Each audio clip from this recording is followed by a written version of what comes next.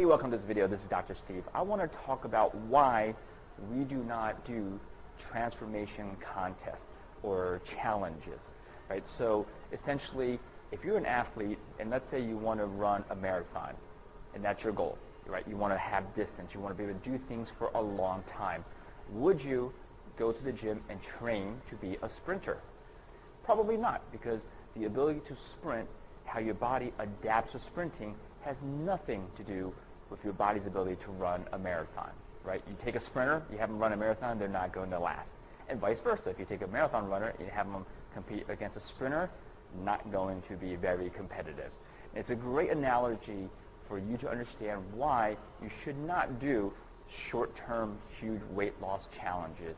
The reason is the action steps that you need to take, the mindset you need to have, and the behavioral patterns you need to have do not sustain weight loss. And let me explain. So if you're trying to lose as much weight as possible in the next 30, 60, 90 days, what do you have to do? You have to work out like a madman or a mad woman. You have to make sure you're eating perfectly. Every calorie counts. You have to do everything just right. You have to really push your body to the limits. Now, some people might say it's good to push your body and your mind to the limits to give me that motivation. Here is the problem.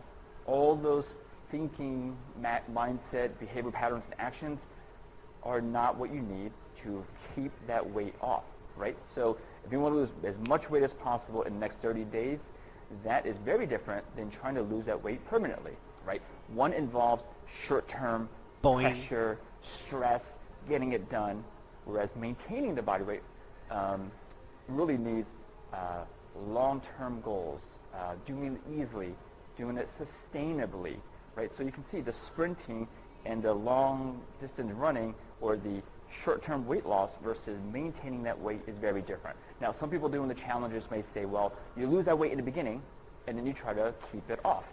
That's like saying, well, let me train to be a sprinter in the beginning and then switch to marathon running.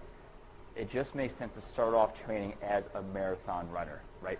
Start off training your body, your mind, your behaviors, and your actions for long-term weight loss. Not short-term and then however switch to long-term. That means all the time that you spend doing the short-term stuff does nothing, right?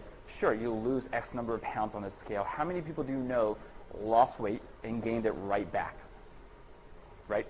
So you want to start off with the mindset, the strategies to go for long-term weight loss, and that's what we push. Now, most gyms will do challenges because they get great before and after pictures, which they get to market and makes them look great.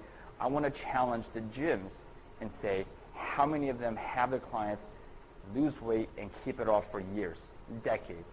And that's what we do, right? So this is not a selling pitch. It's just you got to realize that challenges, sure, they have their uses. If you have a wedding, you want to look good for a certain event. But if your goal is to lose weight permanently, I strongly encourage you to change your mindset. Don't do challenges and transformations. Sit down and map out a strategy for long-term weight loss, for permanent weight loss. Now, if you're looking for those strategies, we've tried to come up with a program that will help you, right? We realize we can't train everyone in the area or in the country. So we have strategies, mindset, training program, what you need to lose weight permanently.